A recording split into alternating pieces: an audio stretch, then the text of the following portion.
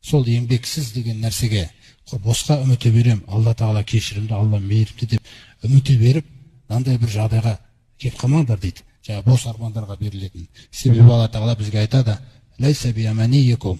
Ей иман келтіргендер, ей Мұхаммедтің үмбеті, әсте сендердің армандарың жүрмейді дейді. Қараңыз.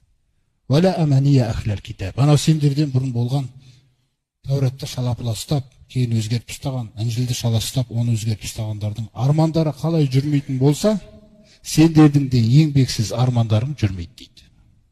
Бізге айтып отқан сөз.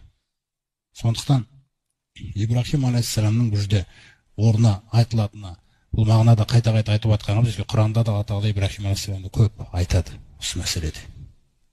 Өйткені Ибрахим пайғамбардан кейін, жаңа Исмаил пайғамбардан кейін осы сертті қайтадан лайықты деңгейде орнына қойып беретін. Аллаға деген иман, ақыретке деген иман, Аллаға деген құлшылық, Аллаға деген бойсыну, жалпы адамзаттың жерде жаралған мақсатын айқындап көрсетіп беретін.